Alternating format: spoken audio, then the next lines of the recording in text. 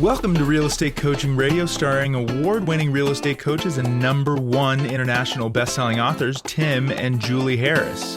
This is the #1 daily radio show for realtors looking for a no BS, authentic, real-time coaching experience. What's really working in today's market, how to generate more leads, make more money, and have more time for what you love in your life.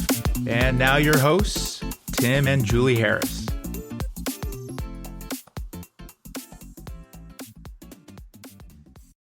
3, 2, 1, and we're back. And Julie, today is August. Oh my head, that happened. We're on our second half of our U.S. tour, August the 2nd. And this is going to be a fantastic week in real estate headlines.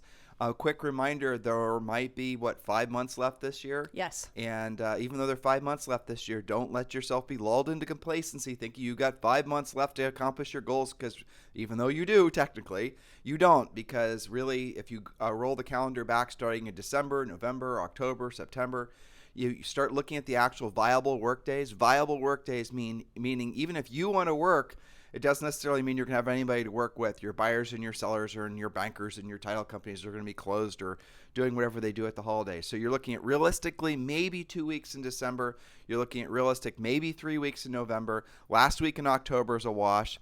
September, sometimes you have slowdowns depending on where you are in the country when kids go back to school for the first week. August as well. And that's a kind of prequel that I wanted them to look out for.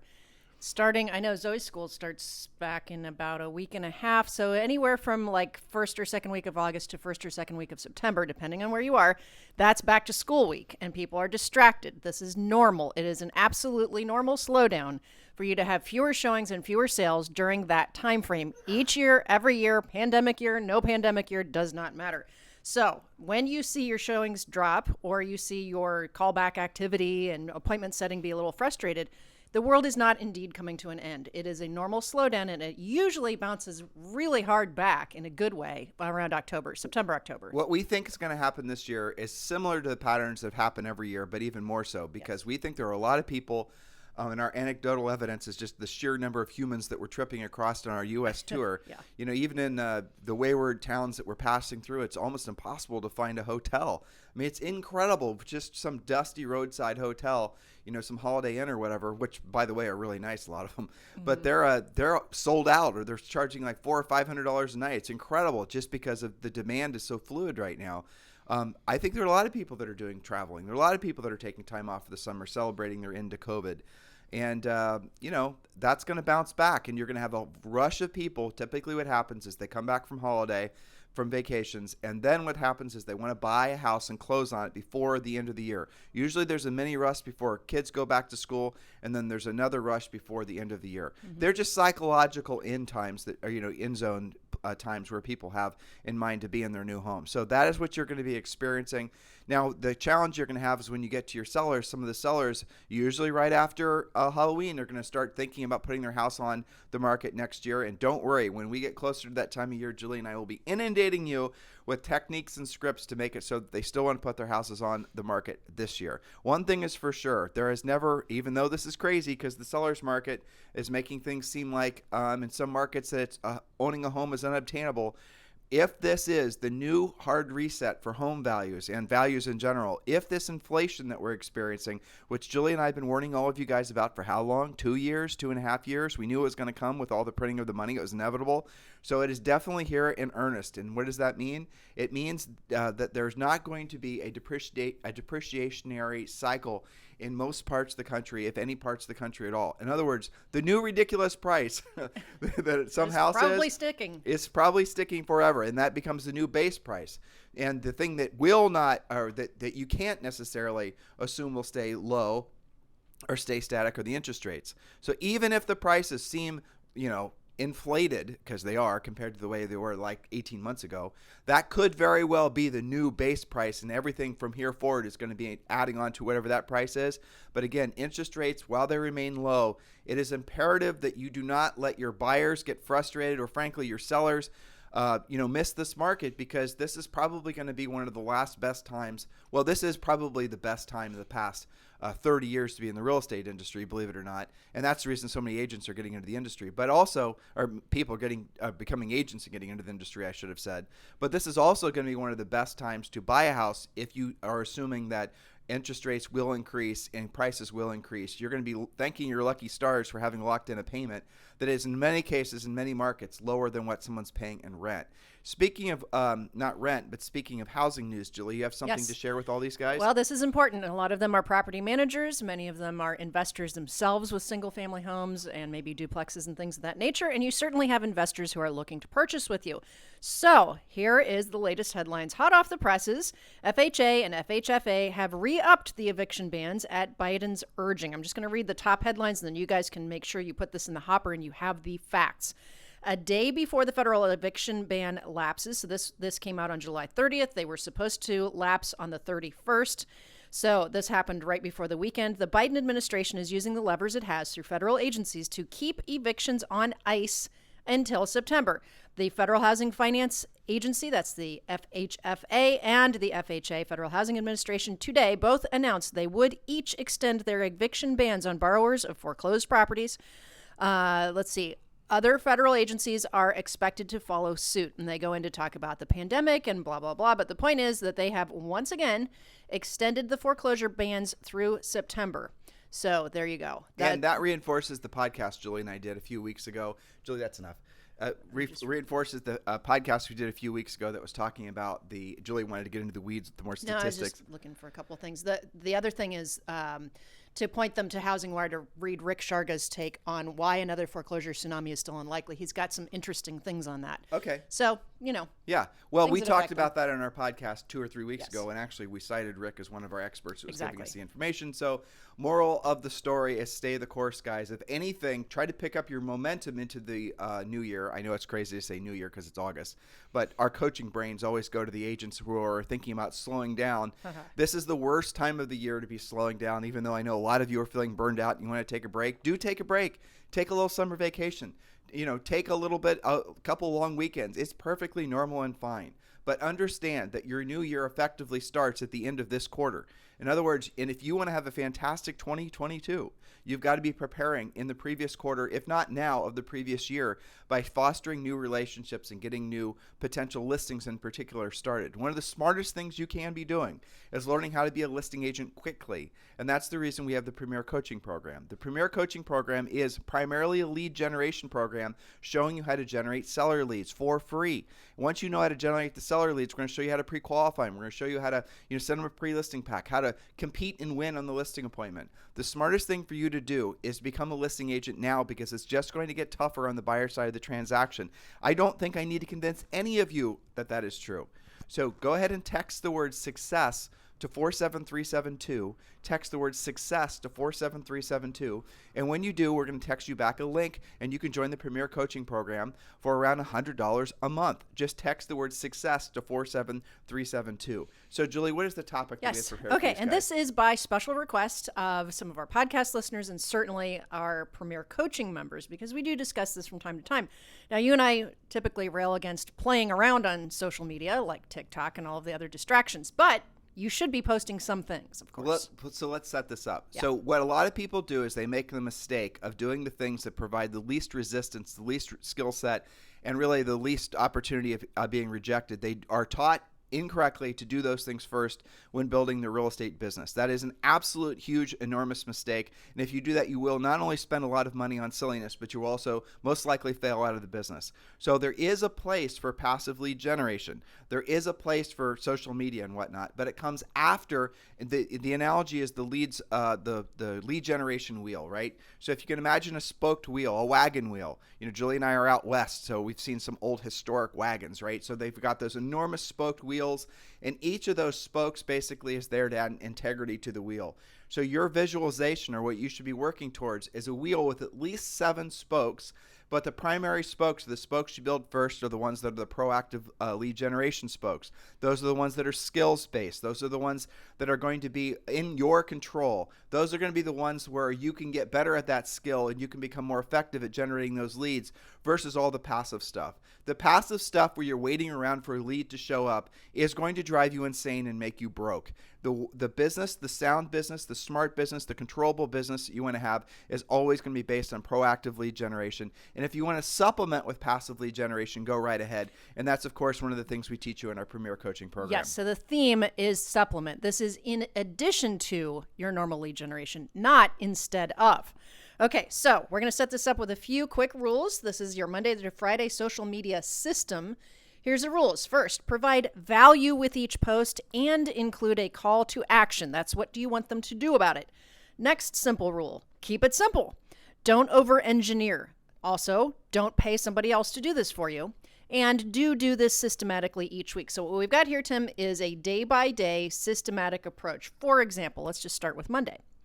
Monday, market update. People always read these and they're looking fresh in Monday. What's going on? What happened over the weekend? Market update. We have coaching clients who have built their businesses basically as one of their main spokes of just basically being a consistent and reliable source of local market news to their particular drilled down neighborhoods. Yes, and people collect that. They compare week over week, month over month. They compare price ranges. They compare zip codes. They may be thinking about moving from one place to the other. This is something they do pay attention to. Market update. Call to action, though. You kind of glazed over that. Or do you have sample suggested ones? I'm getting there. I won't touch you on can your supplement. point. It's okay. No, go ahead. So your market update, the way to think of that is what's hot and what's not. A simple absorption study showing facts that everybody wants to know. Facts such as average sale price for your metro area, average days on the market, is it going up or down, month over month or quarter over quarter, average list to sell price ratio, up or down, what's the best selling price ranges, what are the best selling zip codes, and you can split the above into several different posts if you like, but Monday's theme, and I made that on purpose, Monday market update so that you can remember it, the call to action for a specific analysis on your neighborhood and a comparative market analysis to see what your home is worth in today's market, contact me here, and make it easy for them to contact you. Well, so the thing that works, that'll always work, and if you've been in the business for a long time, you know exactly what I'm going to say, is a CMA or some kind of market valuation of their property or a market valuation of a property that they're considering moving up to. Maybe they want to know more about what the market's becoming. And if you guys look at it, for example, of Zillow and Open Door, and you look at all these different companies, they're just using that same gimmick that's been around forever. And it is a gimmick, I mean, in essence, but there's nothing wrong with it. But it does work. Yeah, sure does. I mean, offerings, there was when Julie and I were selling real estate, one of the things we used to do was, I think it was New Albany, Ohio home values. We had different websites where people could just land on it and they could just basically request a CMA. And then we would market to our centers of influence and past clients the website so they could go and request their CMA. And the key is when you do generate leads like that, you want to make sure you call them back immediately. And that was always the deciding factor as to whether or not that was going to be a viable business. Just simply call them back. Well, hover there though, Tim, because some of these guys are tempted to text them, to opt them into a drip system, to do this and that and the other thing. Just call them. Yeah, definitely call them. Well, let's just give several examples at the same time to make this really effective. Michael and Robin Gordon, who are one of our longtime coaching clients. They're one of our 5 coaching clients, 20 years ago, and they are one of the top agents in the country right now. They have been doing postcards to their market in the main line forever. And Michael will occasionally put CTA on there offering to a home valuation. And one of the things I coached him to do is not just delegate the CMA to somebody and then spin it off to an administrative assistant and have them do it, some automated, impersonal, whatever. The move is to always call them back and say, hi, this is Tim Harris. You requested a CMA. I'm working on this now. I want to confirm some of the information about your property. And then just confirm. It's a 4-bedroom. It's got this, the other thing. And just so that I'm clear, ideally, and this is the question that will basically help you sift and sort quickly, ideally, how soon do you want this property sold? And what you'll find is for every people that are requesting a CMA, every 10, let's say, you're going to have 8 that are saying, well, we just were interested in the value, but you're going to have 2 that you're going to discover are interested in selling their homes. Now, you could also do this, and this isn't necessarily social marketing, but this does work. If you've got a newspaper, a local newspaper that, and by local, it's not it can be just one of those coupon-y newspapers that are all over California, but ideally it's going to be one of those neighborhood newspapers that talks about like the high school sports scores and what's for lunch at the local elementary school. A lot of parts of the country still have little local newspapers. They're always free. They're usually thrown at the doorstep or hung on the mailbox or whatever. If you have a newspaper like that, and if it's not chock full of agent advertising, get a flyer together, which will usually cost you virtually nothing. The newspaper company will print it for you. Use a bright fluorescent color. And in our Premier Coaching Program, we have lots of suggestions on what you can do to elicit solicit basically a seller's interest in asking for a CMA. Or you could even, if you're in a market have some incredibly motivated buyers, and maybe those buyers also have houses to sell, once you find them something, you can even copy some of our ad samples with regards to basically what to put on those flyers. All this stuff works, but again, you guys can see, just as I was describing these ideas, it's hit or miss. I mean, maybe the paper goes out, maybe it doesn't. Maybe the ad copy on your ad works, maybe it doesn't. Maybe it goes out during a holiday week, maybe it doesn't. But picking up the phone and learning how to be a proactive lead generator always works, because you can drill down on what did or didn't work. You can drill down on how many contacts you can make. You can drill down on how effective you are at what you're saying when you call those people. That is what the proactive lead generation is all about. Yes, so that was Monday. That's all about your Monday market update. The idea here is to do this every Monday systematically and be in the habit, and to remove the thought of, gosh, I know I should be posting more. What should I do? What should I post? We're systemizing that for you. So Tuesday, coming soon. Now, this is ideally with your listings going into the MLS, of course, following your MLS rules.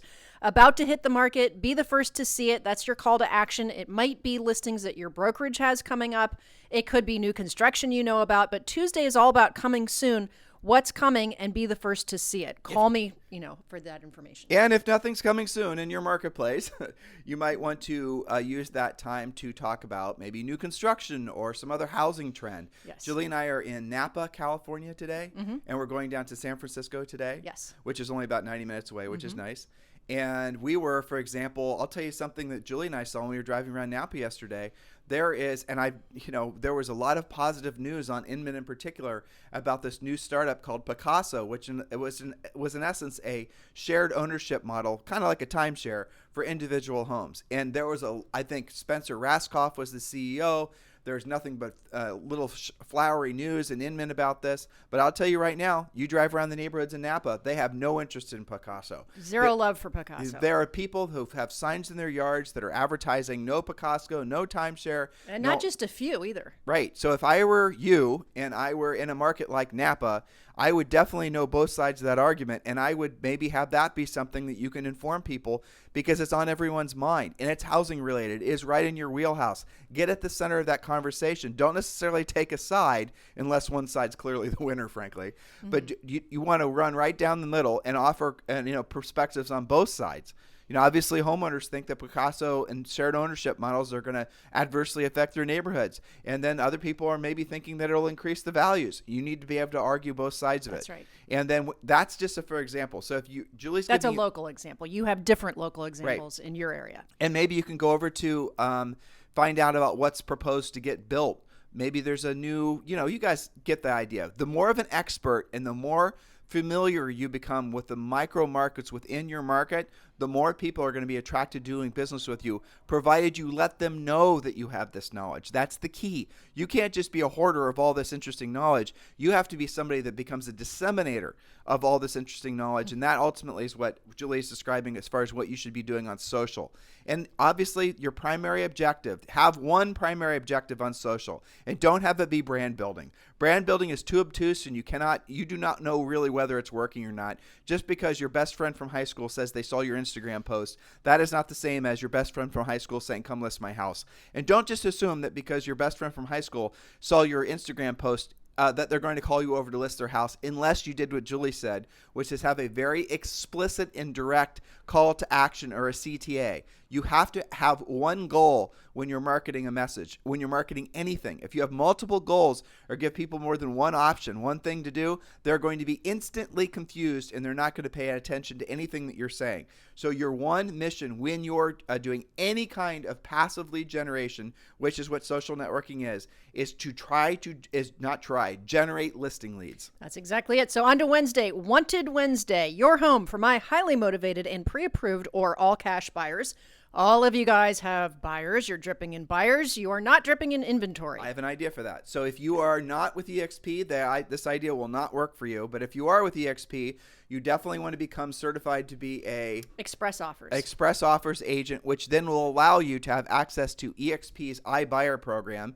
EXP's iBuyer program gives you the advantage of being able to walk into a seller's house, just like Opendoor, just like Zillow, just like all these other instant offers companies. In some markets, these don't even exist, but in other markets, they're a competitor.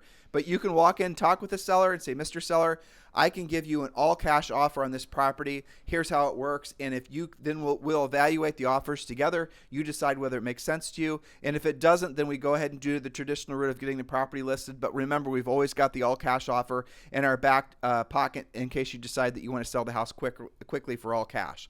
And that is only available to you if you're an EXP agent. If you're interested in joining Julie and I at EXP, and if you're looking for a sponsor that's going to be very proactive in your success at EXP, we are formally applying for the job. You can just go to ylibertas.com or text EXP to 47372. Text EXP to 47372. If you're tired of me telling you to text EXP to 47372 and you're ready to join EXP and you just want to jump to the front of the line, just text me directly on my cell phone, which is 512-758-0206. Yes, so Wanted Wednesday, Tim just really gave you a killer tool for those EXP agents that have express offers training.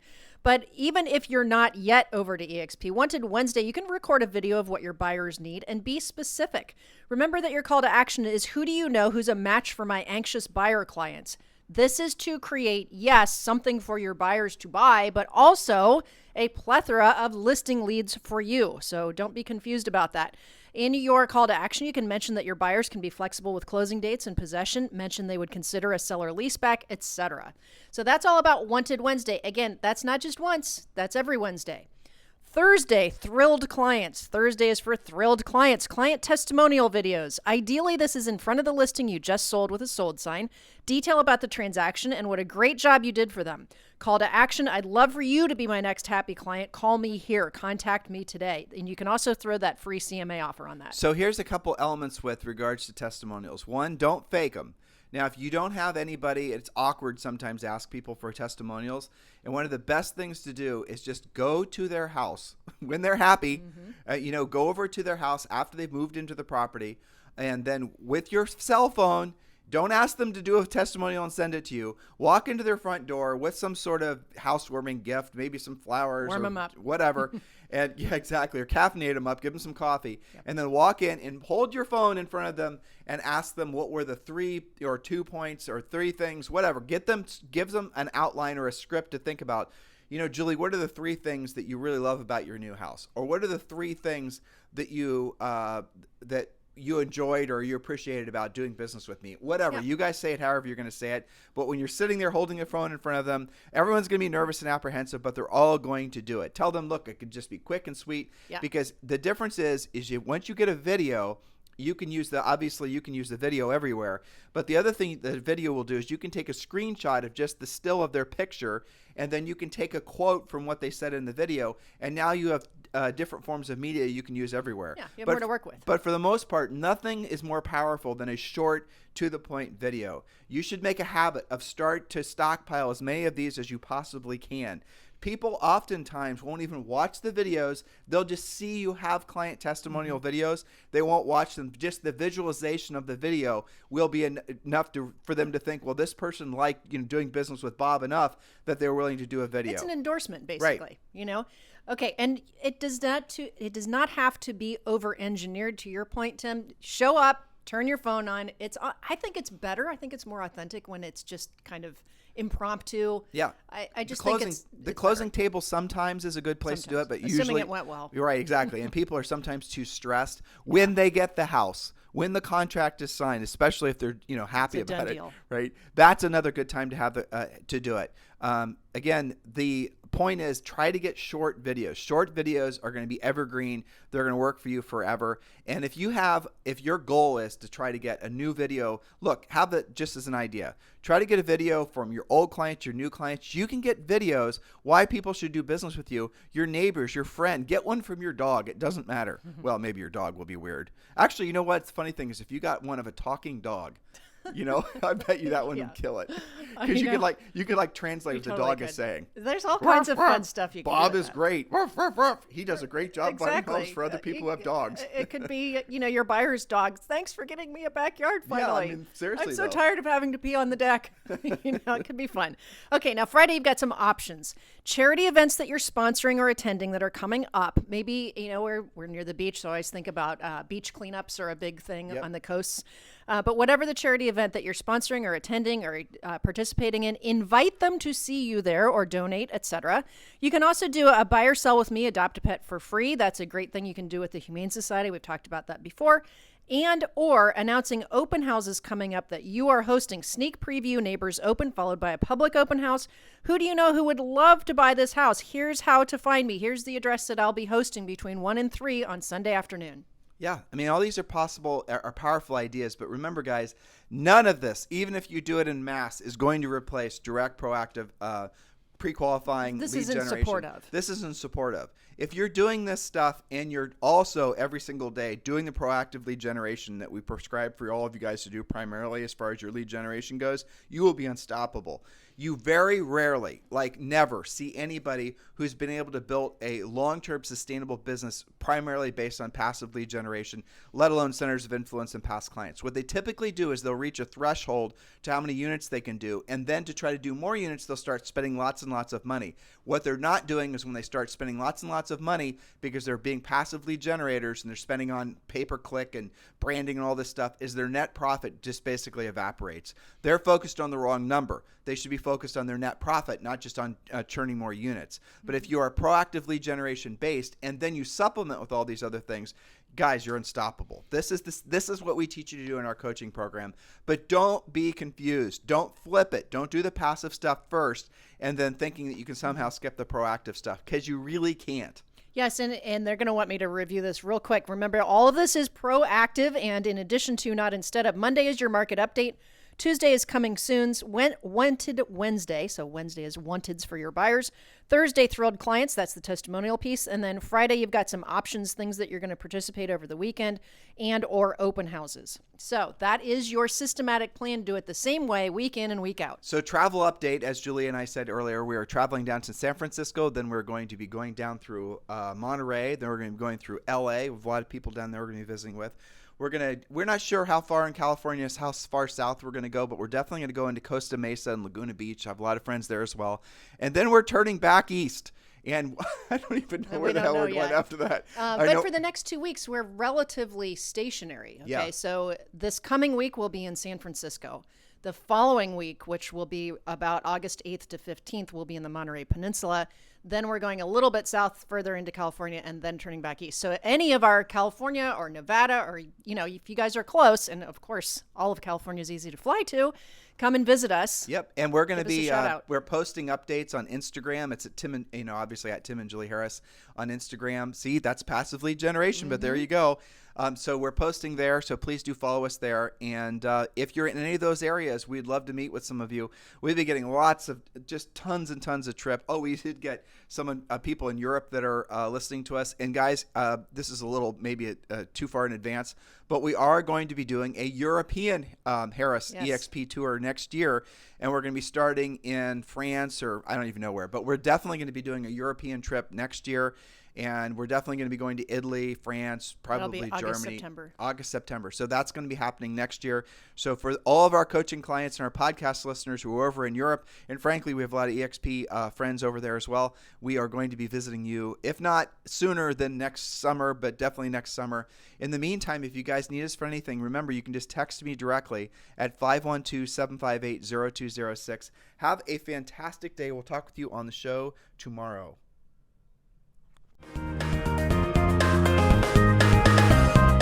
This program has been a presentation by Tim and Julie Harris, Real Estate Coaching.